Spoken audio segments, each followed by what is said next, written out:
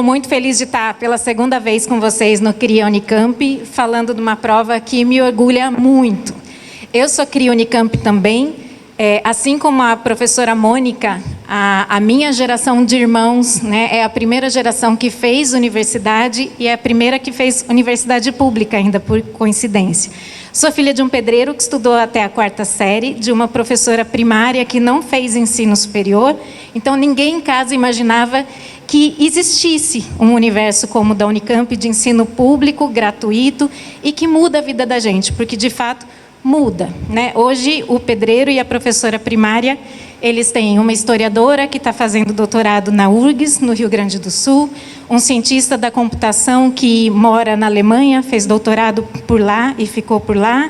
Eles têm uma formada em letras, que tinha tanto medo do vestibular, tanto medo que hoje acabou trabalhando no vestibular, estou fazendo doutorado aqui também. E eles têm uma caçula formada em educação física, que também fez doutorado e hoje é professora de uma universidade federal, da Federal de Viçosa. Então, não dá para a gente não reconhecer que a universidade muda a vida e conta uma história nova. E qualquer forma de estudo muda a vida da gente. Então, seja na Unicamp, seja em outras universidades que vocês fizerem, seja ao longo da vida, estudar sempre abre porta e a gente tem que brigar o mais possível para que todo mundo tenha acesso, para que esse acesso seja público, gratuito, de qualidade, de preferência. Então, eu vim aqui hoje para vocês para falar dessa prova e a gente vai tentar falar um pouquinho assim. Afinal, o que a Unicamp quer? Ela quer ser diferentona quando ela propõe uma proposta de gênero? Era esse o objetivo? O que ela quer de vocês quando ela traz uma proposta que não é a dissertação que quase todos os lugares apresentam? O que os corretores querem de vocês? Porque muitos... Eu já fui candidata.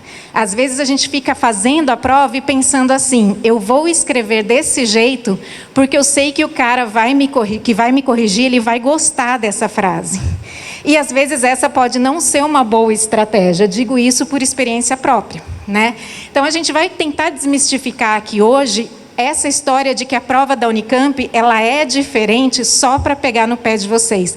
Na verdade, a prova da Unicamp é diferente para respeitar todo o processo de ensino que vocês têm na escola desde o Fundamental 1. Vocês não aprenderam no 1º, 2º, 3º ano, 8º, no 9º talvez. Vocês aprenderam um pouco de texto dissertativo. Mas ao longo de toda a formação de vocês trabalharam com gênero. Vocês liam receita no 2º ano de fundamental, vocês mandavam bilhete para parente, vocês trabalhavam com carta, vocês aprenderam a escrever e-mail, vocês aprenderam que texto tem função social, que a gente é sujeito de um texto, que eu posso escrever para a escola solicitando alguma coisa em nome do Grêmio. Aí, de repente, a gente entra no ensino médio, vai se preparar para o vestibular, a gente pega tudo que a gente aprendeu, tranca num baú e vai passar 3 anos treinando dissertação. E não é só treinando dissertação, a gente treina a dissertação para um modelo específico, que é de uma prova de nível federal, né, que é o Enem. A gente pode dizer nome aqui, a maioria se prepara para o Enem, que tem uma característica muito marcada. E aí, quando vocês são convidados a escrever de outras formas, vocês acham erroneamente que vocês não sabem escrever. Na verdade, vocês se colocam muito mais como autores num modelo como esse que a gente vai ver hoje. Então, como o Zé falou para vocês, eu trabalho aqui como coordenadora da redação, eu preparo as bancas que corrigem os textos de vocês, mas antes de trabalhar aqui eu era professora. Então, na verdade, eu continuo professora, agora trabalhando com a formação de outros professores que cuidam da prova de vocês. E acho importante a gente dizer uma coisa que é diferente no vestibular da Unicamp também, é que a nossa redação ela é corrigida por professores. Então, a gente tem uma redação que é feita por docentes da universidade, só que ela é corrigida por professores. Por que é professor que corrige e não são os doutores, os pós-doutores da universidade? Justamente para que haja o diálogo entre o que a academia quer ver aqui e o que a escola sabe que vocês são capazes de produzir. Então, esse diálogo com a escola que a gente tem, não só no CRIA, mas que a gente tem também na correção de redação, é um dos diferenciais da nossa prova. Então, o maior diferencial dela é esse aqui, né? Geralmente, quando você faz uma prova de redação, os exames querem saber se você sabe escrever bem. Alguns exames mais tradicionais acham que escrever bem é seguir regra de concordância, usar elemento coesivo correto, usar uma estrutura pré-montada, é não cometer erros. E a gente fica com aquele medo de candidato, a gente pensa assim, será que o vestibular me dá 10 e ele vai tirando ponto a cada erro que eu cometo? Um bom vestibular não faz isso, ele vai avaliar o conjunto da obra. Aqui na Unicamp a gente avalia a escrita também, claro, mas a grande diferença que a gente tem é que a gente avalia a leitura também. Então tem o mesmo peso a leitura dos textos que acompanham a prova e a escrita desse texto dentro de um gênero. Então a gente avalia junto leitura e escrita através de gêneros discursivos. Por que esse modelo, né? Por que se decidiu por um modelo desse? Para que o candidato tenha uma relação mais real com o texto, a gente não escreve uma... Olha, quando vocês pararem de prestar vestibular, vocês só vão usar a dissertação de novo se vocês forem prestar um concurso público.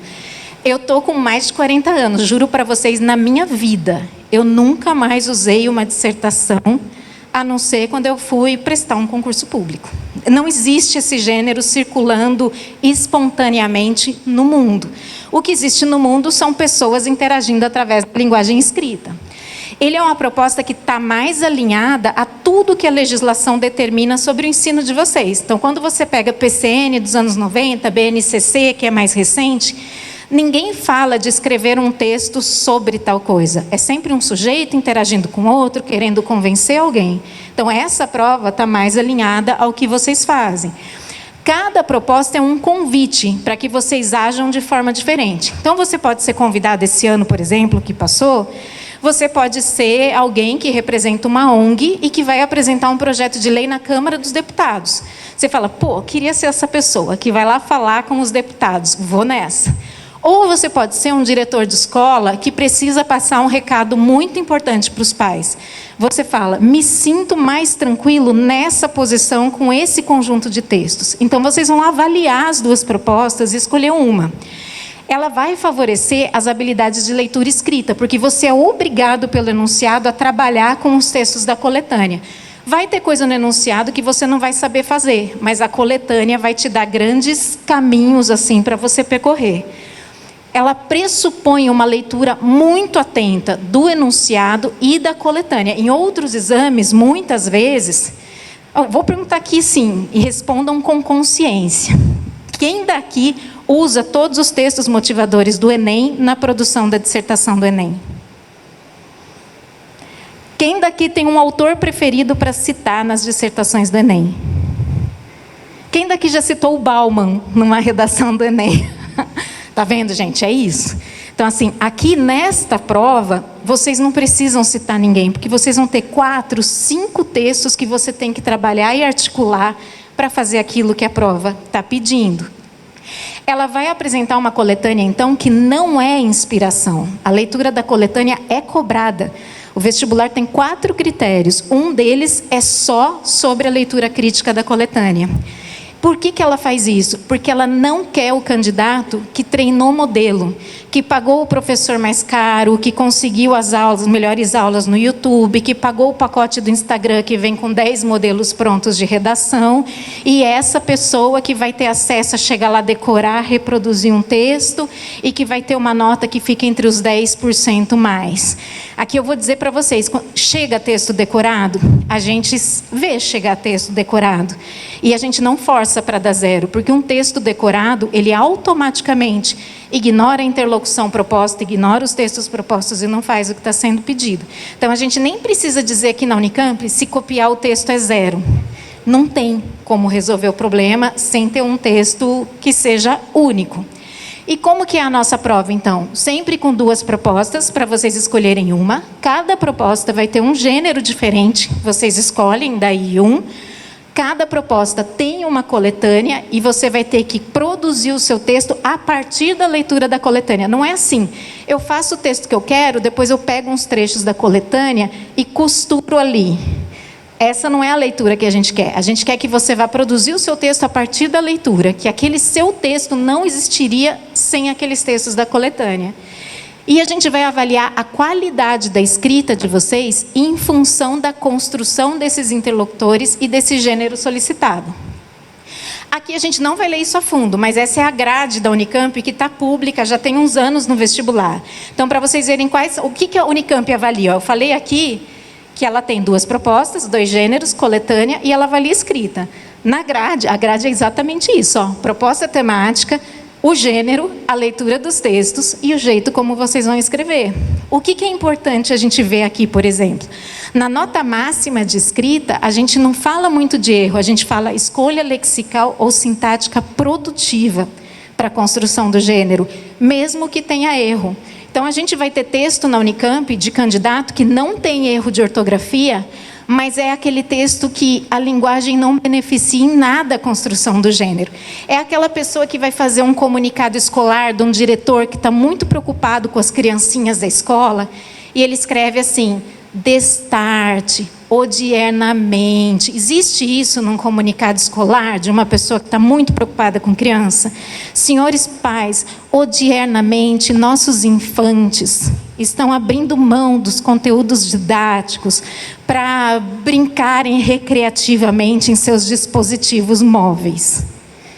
Não tem um erro de português aí, mas é completamente inadequado para esse público. Então, é sobre isso que a gente vai falar. Trouxe para vocês, eu trouxe as 2 propostas e eu trouxe textos que foram efetivamente produzidos no vestibular para ambas as propostas. A gente vai ver aqui o que acontece no tempo que a gente tem, tá bom?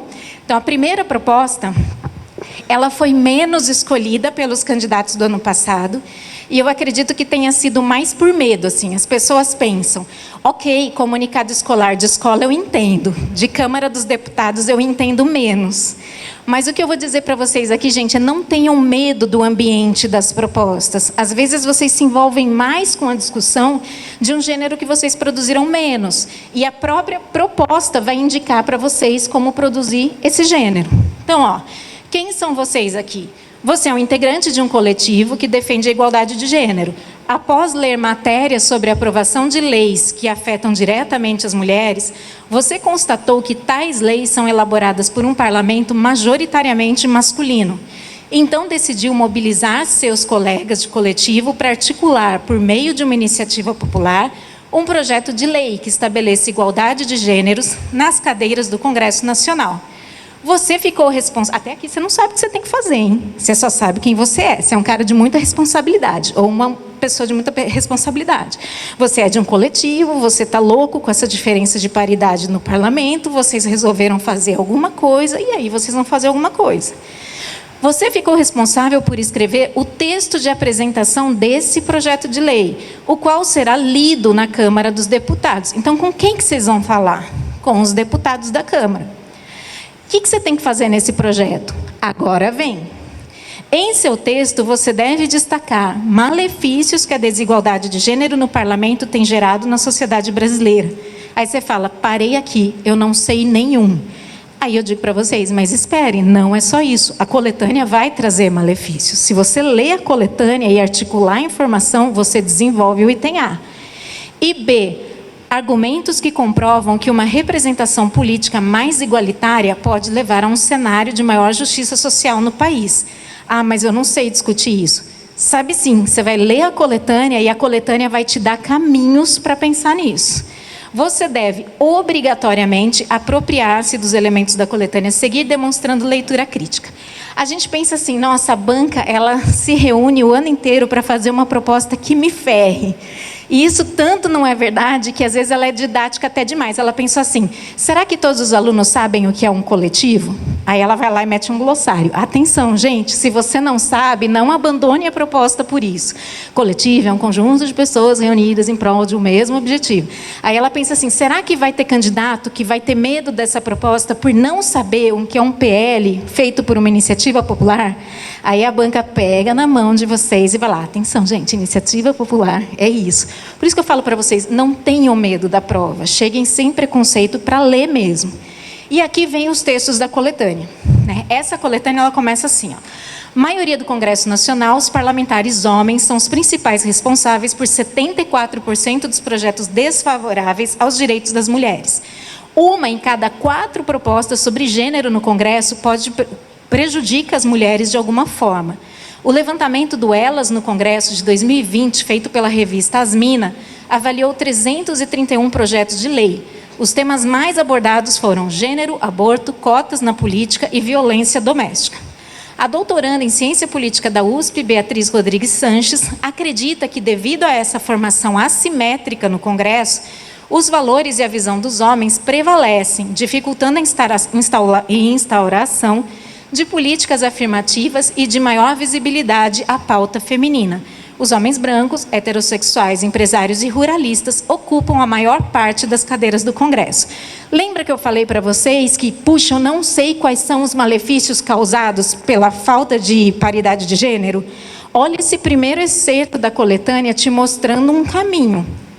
A gente tem a maioria dos homens opinando por leis que tratam diretamente da vida das mulheres, e as mulheres não podem opinar sobre essas leis. E isso é um malefício, né? Isso é uma ideia que você pode desenvolver ao longo do seu texto.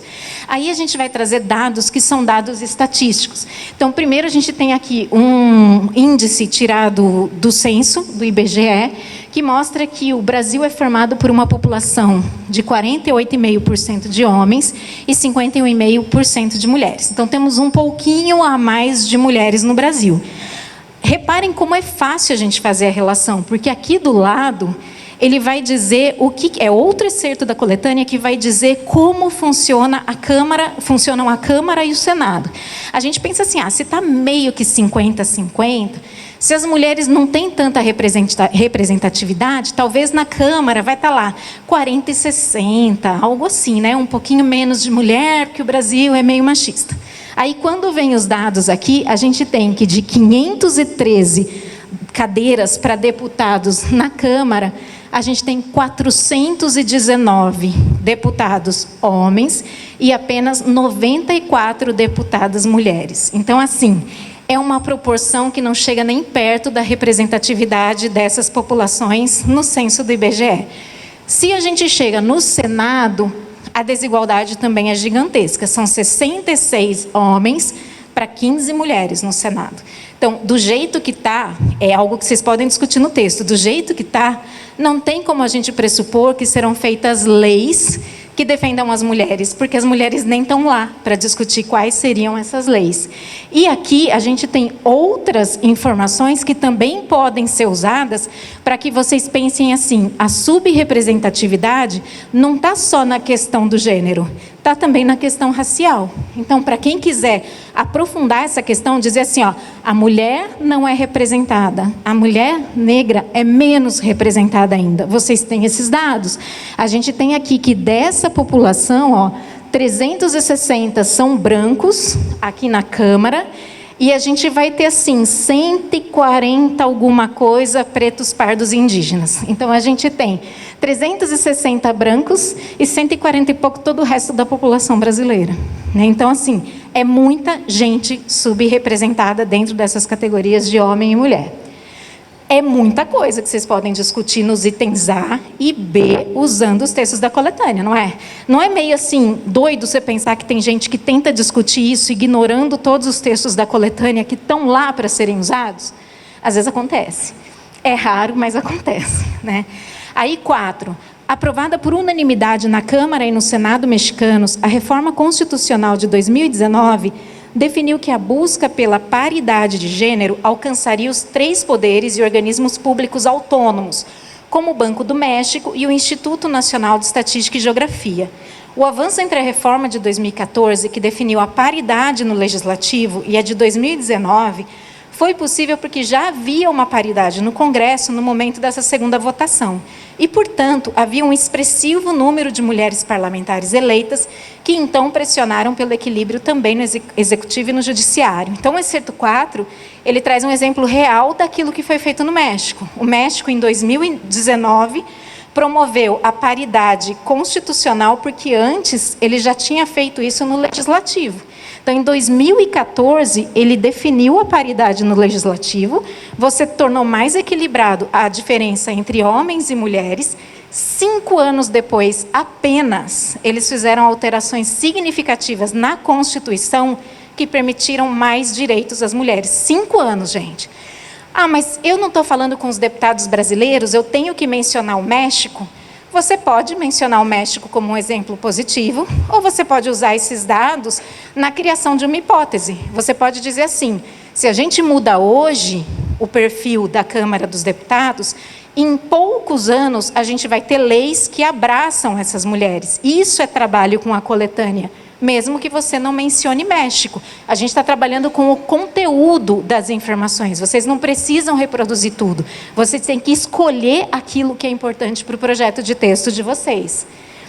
E aí, os últimos textos que a gente tem da coletânea está em tramitação na Câmara dos Deputados o projeto de lei PL 1904-24, que equipara o aborto realizado após 22 semanas de gestação ao crime de homicídio simples. Caso aprovado, uma mulher vítima de estupro que interrompa a gravidez pode ter pena maior do que a do estuprador. A pena para homicídio simples, definido pelo Código Penal como crime praticado quando se mata alguém, varia de 6 a 20 anos de prisão. Já a pena para estupro varia de 6 a 10 anos, podendo chegar a 12 anos se a vítima tiver entre 14 e 17. Destaca a advogada Flávia Pinto Ribeiro, presidente da OAB Mulher Rio de Janeiro. Aqui a gente não está destacando, assim, discutindo se pode ou não pode fazer aborto. O que está aqui nesse excerto o aborto é garantido para mulheres em caso de estupro, mas estão querendo mudar essa lei. Se mudarem essa lei, o estuprador fica no máximo 10 anos na cadeia. A gente não está falando aqui de um estuprador de menores, estamos falando de estuprador de mulheres maiores de idade. O máximo que vai acontecer com ele são 10 anos de cadeia. Se a vítima dele engravidar e não quiser parir o filho do estuprador e criar a vida inteira o fruto daquele trauma, é uma opção que a lei garante para ela. Ela pode ficar até 20 anos na cadeia. Esse cara vai sair muito mais cedo do que ela. Se a gente pega essa informação com o perfil que a gente viu da Câmara, com as informações que a gente tem do México, a gente vai falar, só propõe uma lei dessa uma Câmara que não tem mulher. Porque qualquer mulher falaria assim, como assim? Ela vai ser penalizada 2 vezes? Ou, vocês querem considerar aborto crime nessa situação, mas como assim? Aquele lá 10 anos, essa aqui 20 anos. Não faz muito sentido, né? Então, reparem como todos os excertos, eles podem ser amarrados. Só que eles não são amarrados por princípio. Quem amarra isso são vocês, do jeito que vocês acharem melhor para o projeto de texto de vocês. E, por último, a gente tem um excerto com uma fala da deputada Soraya Santos. Ela ressalta que a importância da presença feminina na política vai muito além de discutir temas associados a mulheres. Para a parlamentar, a participação das mulheres se faz necessária para a discussão de pautas mais abrangentes, como violência contra crianças e adolescentes, educação ou saúde. Soraya Santos chama atenção também para uma outra forma de violência política, aquela presente nas estruturas partidárias, que sabotam as candidaturas femininas a cargos eletivos. Embora a legislação obrigue os partidos a reservar no mínimo 30% das candidaturas para mulheres nas eleições para a Câmara dos Deputados, Assembleias Legislativas e Câmaras de Vereadores, até muito recentemente, a prática mais comum, conforme explica a deputada, era a apresentação das chamadas candidaturas laranja, uma maneira de burlar a lei. Nas eleições municipais de 2016, mais de 14 mil mulheres tiveram 0 voto. Muitas delas sequer sabiam que o seu CPF contava para a chapa, exemplifica Soraya Santos. Então, mulheres acima de 18 anos com um CPF válido podem estar inscritas no processo eleitoral sem saberem que estão inscritas. Única e exclusivamente porque a inscrição de mais mulheres garante a cota de 30% e permite que o partido continue na disputa. Então, imagina, você vai se candidatar a deputada e nem você vota em você? É muito estranho esse dado do tanto de mulher que não tem um voto. Por que ela não votou nela? Ela nem sabia que ela era candidata. Outra coisa que é muito importante nesse excerto, como a gente está num país que está muito dividido assim, entre direita e esquerda, bem ou mal, sim ou não, a gente pode dizer, toda essa discussão de paridade é só porque querem liberar o aborto. E esse excerto, ele vai falar assim, não é só sobre o aborto, é sobre muitas outras questões que as mulheres têm outro ponto de vista que tem que ser ouvido. É sobre a necessidade de creche, é sobre saúde, é sobre educação de crianças. São coisas que acabam pesando mais sobre a mulher e as leis são feitas sem que elas sejam ouvidas. Então, se hoje é comum a gente dizer, só estão falando disso de mulher no Senado, no Congresso, porque estão querendo aprovar o aborto. Não é, né? É como se mulher, a única função fosse praticar o aborto. Não é isso. A voz da mulher deveria ser ouvida para muitas outras questões. E para quem quiser fazer essa liga, está aí o México, que já foi mencionado, para ajudar a fundamentar a sua discussão. Então, temos essa proposta com esses excertos, e eu vou mostrar para vocês agora um texto de candidato que se deu muito bem no vestibular. Isso aqui é só um resumão que eu fiz para vocês, mas que eu já falei, que é, quando a gente planeja um texto, então, você tem que pensar nessa proposta. Quem que eu sou? Eu sou um integrante de um coletivo que está defendendo a igualdade de gênero. Para quem que eu estou falando? Eu estou falando para a Câmara. Se eu estou falando para a Câmara, eu tenho que pensar que eu estou numa situação de plenário. Então, eu não vou chegar lá e falar, e aí, guys? Hi, people. Né? Mas isso não é porque a norma culta do português não permite e você está cometendo um erro gramatical. Isso é porque aquela situação não lhe permite. Né? Vocês sabem que é um contexto mais formal. O que você vai ter? Você vai ter que falar com eles, já vou pular para cá. O que você vai ter que fazer? Você vai estar em plenário apresentando para eles um projeto de lei que vocês acham importante. Mas como que eu apresento um projeto de lei? Se você fizer A e B, você vai estar apresentando um projeto de lei. Você não precisa... Nunca na vida eu fiz um texto de apresentação de um projeto de lei. E eu garanto para vocês que nenhum dos candidatos que prestou o vestibular ano passado já tinha feito um projeto de lei. Assim como nunca de vocês escreveram um comunicado escolar. E quando vocês chegam aqui, se vocês seguem as instruções, vocês vão culminar no texto que eles estavam querendo que vocês produzissem. Então, a partir daí, você já tem o texto que você tem que produzir. Vamos ver aqui um candidato que acordou bem inspirado na prova do ano passado. Por que tem um monte de cor diferente? Eu marquei em amarelo elementos que são muito característicos da construção do gênero.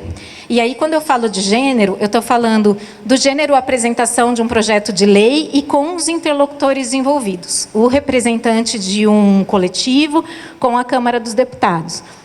Eu marquei aqui em vermelho, tá meio que roxinho, ele cumprindo os itens A e B da proposta. Então, apresentar o malefício e depois o benefício.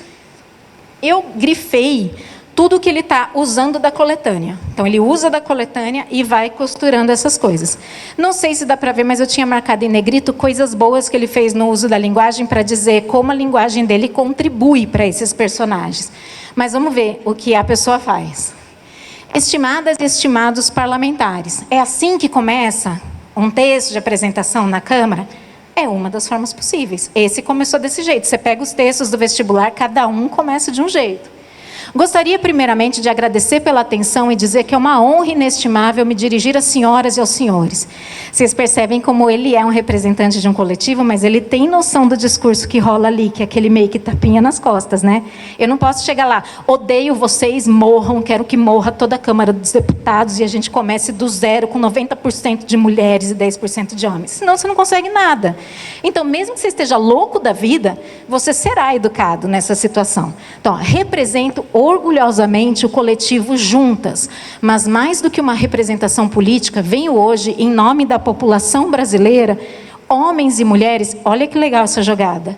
Eu não estou aqui em nome das mulheres, eu estou aqui em nome de homens e mulheres, porque aquilo que eu vou defender vai beneficiar o homem também. Paridade de gênero beneficia todo mundo.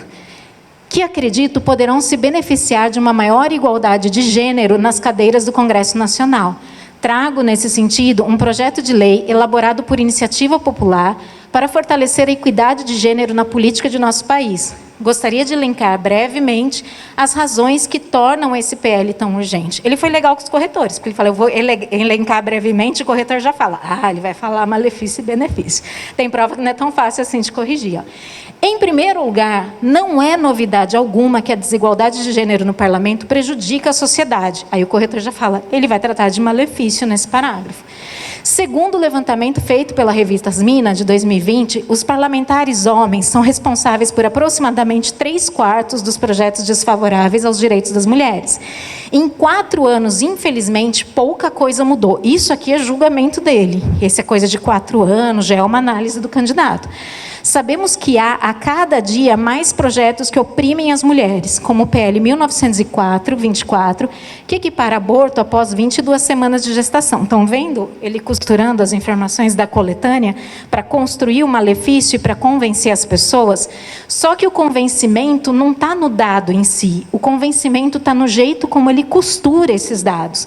Então, quando ele traz aqui, infelizmente, isso é o julgamento de valor do candidato. Lembra quando a gente aprende advérbio no 6º ano e a gente fala para que serve esse inferno? Esse inferno serve para isso, ó, para dar o seu posicionamento, para intensificar aquilo que você fala. O advérbio é importante para isso. E às vezes a gente fica preocupado se o advérbio tem que ser separado por vírgula na frase ou não. Gente, é uma coisa muito maior do que isso. Aí, continuando aqui o texto. Equipara um homicídio simples. Lembra que às vezes a gente põe na dissertação uma pergunta retórica? Quando a gente está com muita preguiça assim, de responder alguma coisa na nossa dissertação, a gente faz uma pergunta retórica, que a gente fala assim, eu estou jogando para os leitores responderem. Aí um corretor mais atento vai dizer assim, não, amigo, num texto dissertativo é você que tem que responder, não é o leitor que vai ter que responder. Olha o que esse candidato faz com a pergunta retórica. Ele não está jogando para o público, faz parte da argumentação dele, ó. O que esperar de uma Câmara dos Deputados composta aproximadamente por 420 homens? Aí ele fez a conta, quase 80% do total de cadeiras. Pessoas do gênero masculino não são acometidas na pele pelas injustiças que se abatem sobre nós, mulheres. Então ele está dizendo assim, por que ele pôs aquela pergunta? Para que você entenda que não dá para esperar nada de bom. E na sequência fala, nenhum homem vai saber o que nós, mulheres, sofremos na pele. Por isso, o PL elaborado por nós e reiterado pela população brasileira, reparem assim, ele não está dizendo assim, nós mulheres fizemos um PL, porque aí aquela Câmara pode dizer assim, ai, de novo mulher chata enchendo a nossa paciência. Ele já se antecipa. Ele diz assim, elaborado por nós e reiterado pela população brasileira. Somos mulheres, estamos em nome das mulheres, com o apoio da população brasileira. Prevê um aumento da fiscalização de candidaturas, evitando as candidaturas laranja, além de aumentar a reserva de 30% para 50% das candidaturas femininas. Ele usa a candidatura laranja e muda a lei que determina a reserva de vaga. Esse aumento é proposto pelo PL que eles estão fazendo. Aí reparem como o elemento coesivo é importante para dar o encadeamento da ideia. A gente lá na escola com a dissertação fica destarte, ademais, que mais que usa bastante, que são os... O do Enem, eu corrigi Enem um tempo, e aí eu ficava para morrer com o primeiramente e o segundamente, porque o segundamente só existe na redação do Enem. Se vocês fossem escrever um segundamente num texto jornalístico, vocês iam tomar um xão do revisor do texto, e ele ia falar assim, que burro ele. Né? Um jornalista que escreve segundamente. Mas no Enem vale como exemplo, como elemento coesivo. Aqui você vê claramente a função do elemento coesivo. Ele vai apresentar, ele disse, eu vou elencar para vocês os problemas. Em primeiro lugar, tem isso. Em segundo lugar, tem isso. Só que reparem que o elemento coesivo ele só faz sentido porque tudo que a pessoa traz no parágrafo é repleta de significado. Um elemento coesivo sozinho, ele não traz um sentido completo. Ele só traz sentido ligando o que veio antes e o que veio depois. Então, em segundo lugar, é evidente que uma maior paridade de gênero, tanto aqui na Câmara quanto no Senado, traz benefícios em termos de justiça social. Reparem que o tanto aqui na Câmara ajuda a construir o gênero. A gente vê, ó, tanto aqui na Câmara, o lugar de onde eu estou falando, quanto no Senado, que é o lugar em que eu não estou. É certo que a população de nosso país é composta por pouco mais da metade de mulheres, que, no entanto, seguem sendo minoria nos cargos públicos. Isso também é coletânea. Tanto na esfera pública quanto na privada, isso se deve, em boa parte, a uma perpetuação da cultura machista em nossa sociedade. Uma maior equidade na composição de gênero do parlamento, de nosso amado país, olha como vem aqui aquele discurso que é bem político, né? Nosso amado país, prezados deputados, isso faz sentido nesse texto. Pode, nesse contexto, servir de exemplo para outras organizações que poderão, a partir disso, aumentar a paridade em seus cargos, inspirados pelo espelho do Congresso. Então, olha como esse argumento é bom. Eu não quero só fazer lei para garantir direito à mulher aqui. O espelho é o Congresso da sociedade. Se a paridade é aprovada no Congresso, você consegue fazer com que a paridade seja respeitada, por exemplo, numa multinacional, em que a contratação seja igualitária entre homens e mulheres. Assim, isso é o começo de uma revolução muito maior. E você pode até retomar o que foi feito no México, em que uma ação em 5 anos já teve uma reação muito positiva. Além disso, a renovação do olhar para campos como a saúde e a educação, olha o último excerto, dizendo por que é importante ouvir a mulher. Com a maior presença das mulheres na política representativa, podem ajudar a melhorar esses campos tão combalidos em nosso país. Por isso, senhoras e senhores, peço que votem com consciência em busca do avanço da nossa nação como um todo e para todas e todos. De novo, ele vem sempre fazendo essa diferença, né? Entre quando é mulher versus homem, quando você une todo mundo, né? A gente quer mais mulher, não para ter só direito da mulher, a gente quer mais mulher para que todas e todos sejam representados. Pelo tempo e atenção, muito obrigada. Assim, de nada, volte sempre, a gente adora receber textos assim aqui, né? Então, reparem como é um texto que não veio preparado de lugar nenhum. Não tem como você treinar um modelo para dar conta de uma situação que é tão específica. Por isso que é importante que a gente fala que a nossa prova é de leitura e escrita. Sem ler muito a fundo a proposta e muito a fundo a coletânea, você não chega num texto desse. E eu não sei como é que está o tempo aqui, se eu vou para outra proposta. Ju, quanto tempo tem ainda? 5? 10? 15, 20? 10. Tá bom. Eu vou só mostrar para vocês um texto que não se saiu tão bem, mas ele continua pontuando. E aí eu falo um pouquinho da proposta 2, de um texto que traz muita coletânea e não faz nada com a coletânea. Então aqui a gente tem, não vamos ler inteiro, mas lembrem-se que era um discurso em plenário para a Câmara. Vocês se lembram disso, né? Esse texto começa: o Congresso Nacional é dominado por homens, em sua maioria brancos. Segundo fontes do Correio Brasiliense, menos de 30% das mulheres possuem um lugar na cadeira. Ele está ignorando completamente qualquer interlocução. Ele não se marca como enunciador, ele não se dirige a um interlocutor, e ele está fazendo aqui uma dissertação, né, que não cabe nesse modelo. Aí ele vai dizer, essa realidade é preocupante, levando em consideração a escassez de projetos direcionados aos direitos das mulheres. Aí a gente fala assim, aqui vai pegar no tranco e vai desenvolver uma argumentação. Mas não, ele já vem para, esse projeto prevê, esse projeto que a gente não sabe qual é. Ele não está dizendo assim, estou aqui apresentando um projeto de lei que vai mudar essa situação. Ele está conversando com o corretor da prova.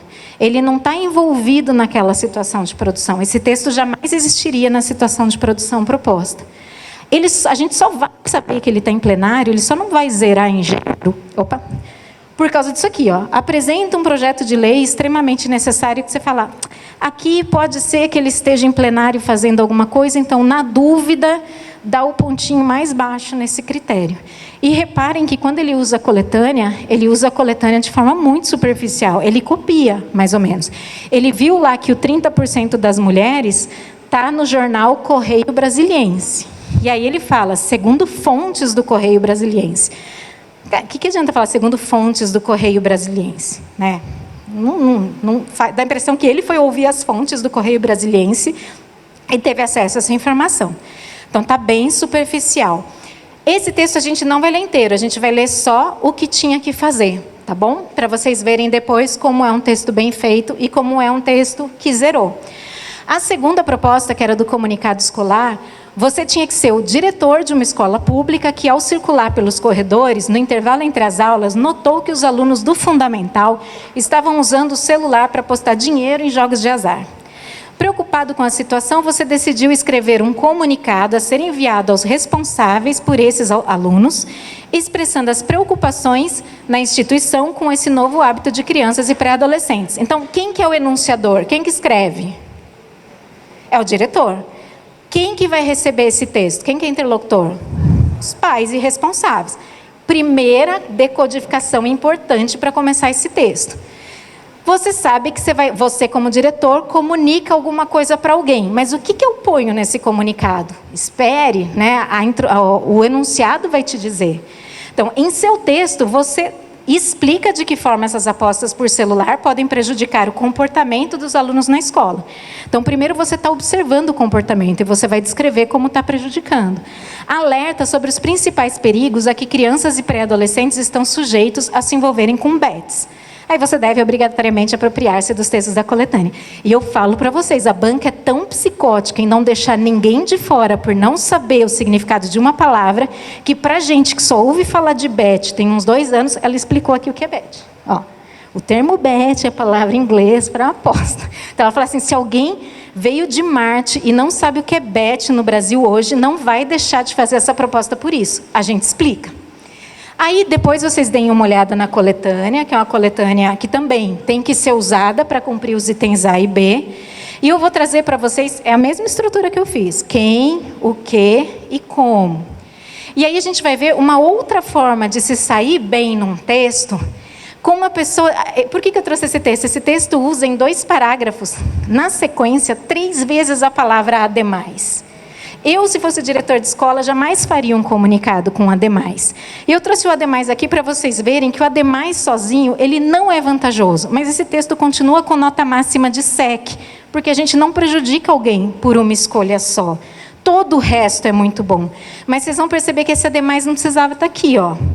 Prezados pais e responsáveis, recentemente eu e outros membros do corpo docente de nossa instituição temos notado nas aulas do ensino fundamental uma maior dispersão e um envolvimento com o celular mais intenso do que o de costume.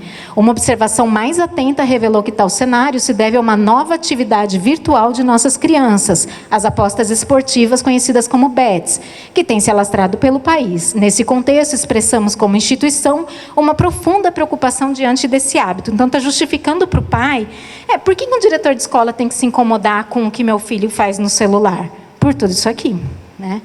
O mundo das bets configurou-se como um mecanismo fortemente atrativo. As divulgações das plataformas, veiculadas pelas redes sociais, envolvem celebridades e influenciadores, comumente admirados pelos alunos, ou até mesmo crianças, o que aproxima as apostas do universo infantil. Tudo isso são informações que saíram da coletânea. Tais propagandas descrevem os cassinos online como jogos divertidos e como maneiras fáceis de enriquecer, o que confere ao ato de apostar uma atmosfera quase mágica, que é reiterada pelo aspecto lúdico das plataformas. Assim, as bets atraem pessoas de baixa escolaridade e pouco abastadas, perfil que se aproxima de nossos alunos, cuja formação escolar ainda não é completa e que ainda são financeiramente dependentes de terceiros. Entretanto, essa divulgação positiva esconde malefícios. Muitas propagandas são falsas, alegam ganhos que não ocorreram de fato e as próprias plataformas estão em processo de regulamentação, de modo que várias ainda não foram regulamentadas, o que intensifica os riscos. De novo, eu chamo a atenção de vocês. Essa pessoa não chegou com todas essas informações dentro da cabeça. Ela leu tudo isso na coletânea e articulou. Diante desse cenário, notamos inúmeras alterações consideradas pelos docentes danosas no que tange o comportamento das crianças na escola. Ah, tem um erro gravíssimo aqui. Ele devia ter escrevido no que tange ao. Vocês acham que ele merece perder nota num textão desse, porque ele escreveu no que tange o e não no que tange ao? Não, né, gente? Pelo amor de Deus, se um menino desse não tem a nota máxima no vestibular, eu não tenho, né? Ao passar os intervalos apostando, os alunos não desenvolvem suas relações interpessoais, pois não brincam, não conversam e sequer se comunicam virtualmente, posto que o ato de apostar é notavelmente individual. Aí a gente começa com os ademais. Ademais, tem se intensificado a dispersão durante as aulas, uma vez que, embora não possam utilizar os celulares nesses momentos, os alunos pensam nas apostas que fizeram ou farão, no dinheiro que ganharam ou perderam, e por isso não se atentam ao que é dito pelo professor. O ademais está certo, eu não gosto dele, mas o que eu penso do ademais não importa. O que importa, olha o trabalho que ele faz com tempo verbal logo na sequência. Olha, gente, é bonito isso, professor de português se emociona com essas coisas, ó. Os alunos pensam nas apostas, o passado, que fizeram ou farão, ou seja, eles estão sempre pensando no lá atrás e no aqui na frente, no dinheiro que ganharam ou perderam. A perda do dinheiro e ganhar o dinheiro está no passado. Por isso não se atentam ao que é dito pelo professor, que é o presente. Eu aplaudiria em pé, né? Isso é muito bem feito. Atribui-se, ele estava pensando, vou fazer um jogo com tempos verbais. Não estava pensando nisso, não. Mas ele fez, isso é um projeto de texto. Ele construiu uma linguagem dizendo, é sempre para lá e para cá, nunca no presente. Atribui-se esse comportamento à ideia errônea das crianças de que enriquecerão com as bets e que, portanto, não precisam da escola, o que pode prejudicar a relação com os estudos, inclusive no contexto extraescolar. Ademais, o segundo, ressaltamos que os riscos associados a apostas não se restringem ao ambiente escolar. No Brasil, a consequência imediata mais comum das bets é o endividamento, que fomenta um comportamento vicioso de apostar para recuperar o dinheiro perdido. Assim, configura-se um quadro patológico de dependência que tem levado cada vez mais à depressão ou suicídio. Olha outra adjunta adverbial bem bonito aqui, dando a intensidade do problema, né? Cada vez mais. E olha como os elementos coesivos dão a sequência da desgraça. Né, ó. No Brasil, acontece esse problema, assim, dessa forma, configura-se um quadro patológico. O que acontece com esse quadro patológico? Ele leva a um problema que o advérbio intensifica, como depressão e suicídio. Né? Elas carecem de malícia, acho que eu vou aqui. Ademais, o terceiro, o fato de as crianças apostarem escondidas prejudica suas relações com seus responsáveis, pois causa afastamento e uma quebra de confiança.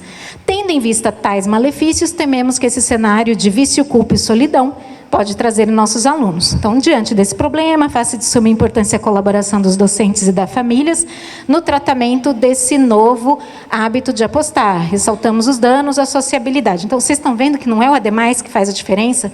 Se eu tivesse que tirar uma coisa desse texto, eu tiraria 3, que seriam os 3 ademais. Né? Mas isso não prejudicou, porque olha toda a construção linguística que ele faz e toda a construção coesiva. Esse aqui eu não vou ler inteiro com vocês, mas é só para vocês verem que ele está quase inteiro grifado. Tudo que está grifado é da coletânea. Lembra que é um comunicado para os pais? Ele fala, na charge de Bennett, que é o excerto 3 da coletânea, a Folha de São Paulo mostra Alice fazendo tal coisa. De acordo com o gráfico adaptado do Poder 360, que é o outro excerto da coletânea. Quem é ele? A gente não sabe. Para quem que ele está escrevendo? Não sabemos. Que proposta de texto ele está respondendo aqui? Ele está fazendo uma proposta que é só dele, que é comente os excertos da coletânea. Ele escreveu aqui dizendo quais são os malefícios que as bets traz para a criança em escola e depois para a vida dela em geral? Não. Então, naquele primeiro critério que é de proposta temática, já é 0. Ele não fez nem o item A, nem o item B. No gênero, ele não está fazendo um comunicado escolar. Então, é 0. No nosso vestibular, se você tira 0 de proposta temática e 0 de gênero, a gente nem avalia o resto. Porque se a gente fosse avaliar a coletânea, pensa num candidato que copia a coletânea. Ele sabe que copiando ele tem nota de coletânea, mesmo que ruim. E ele vai fazer uma paráfrase de coletânea, alguma nota de SEC ele tem. Vocês acham que é justo alguém pontuar copiando coletânea? Não. Então, nesse caso, é um texto que foi anulado no vestibular. E reparem que é uma anulação diferente, porque ele está falando de bet. Mas ele disse assim, não vou fazer nada do que foi pedido. Eu vou fazer uma coisinha diferente aqui, vou ver se rola. Aí a coisinha diferente não rola. E o que eu quero trazer para vocês disso, gente? Vocês já sabem o que tem que fazer no vestibular. E eu vou retomar com vocês agora o que não fazer no vestibular da Unicamp. Não produzam textos divulgados na internet ou textos que vocês treinaram em sala de aula. Juro para vocês, eu estou aqui desde o vestibular 2000. Vamos para o vestibular 2026. Estou velha. Nunca funcionou. Nunca funcionou. Né? Não vai funcionar. Acreditar que você só será capaz de discutir um tema previamente trabalhado na sala de aula. Não é verdade. E isso é injusto com vocês, porque ninguém é capaz de discutir a fundo todos os temas em todos os recortes possíveis. Não venham para cá querendo que caia um tema que vocês estudaram. Porque mesmo que caia um tema que você estudou, se você ficar muito seguro no tema, você ignora os comandos da prova. Você tem que entrar naquele jogo. Quem eu sou, para quem eu falo e cumprindo o que está aí dentro dessa coletânea. Não decore uma lista de citação. Enquanto eu estou lendo para vocês, vocês chegaram a pensar se caberia uma modernidade líquida aqui? Tem gente que vai meter uma modernidade líquida nas bets. Tem gente que vai meter uma modernidade líquida no ursos koala morrendo no mundo. Né? O Bauman está sendo usado para qualquer coisa. Você não precisa se preocupar com citação aqui. É tanto texto que você tem para trabalhar, porque você vai quebrar a cabeça para trazer um de fora que pode até configurar uma quebra no seu projeto. Não acreditem que os textos da coletânea servem só para te motivar ou para inspirar. Você tem que fazer uma leitura crítica deles e isso é cobrado de vocês, né? Em outros exames é só para você saber mais ou menos qual é o tema. Aqui não, aqui a gente avalia a leitura e a articulação que você faz deles. Apresentar propostas de solução para um problema quando elas não foram solicitadas. Gente, só vai ter proposta de intervenção no vestibular da Unicamp se o item A ou B pedirem para você criar uma proposta de intervenção. Imagina o comunicado dos pais, da escola para os pais, falando assim: por isso nós, escolas, junto com o Ministério Público, precisamos criar campanhas por meio de para 5 elementos. Não tem. Isso não importa. Se você mete uma proposta de intervenção que ninguém te pediu, isso vai ser um problema. Faça aquilo que te pediram.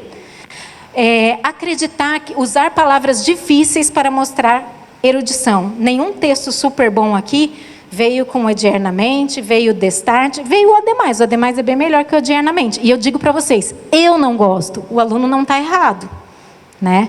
Mas vocês reparem que quanto mais difícil o linguajar, mais artificial o texto ficaria. Quando que eu posso usar o odiernamente? Você é um advogado, vai ter lá uma proposta. Você é um advogado com 85 anos que decidiu se manifestar, brigar com seus vizinhos para proteger a pracinha do bairro. Aí pode. Nessa situação está adequado. Nessas duas, não. Acreditar que quanto mais elementos coesivos você usar, melhor será a coesão. Então, eu tenho que ter tantas dentro do parágrafo, tantos entre o parágrafo, porque isso vai me fazer ter 200 pontos nesse critério. Não, gente, se aquilo que você liga não liga conteúdo nenhum, isso para a gente não tem muito valor. E por último, e o que eu acho que é mais importante, abrir mão de uma proposta porque você tem medo do gênero. A chance de cair um gênero que você nunca fez na escola é muito grande.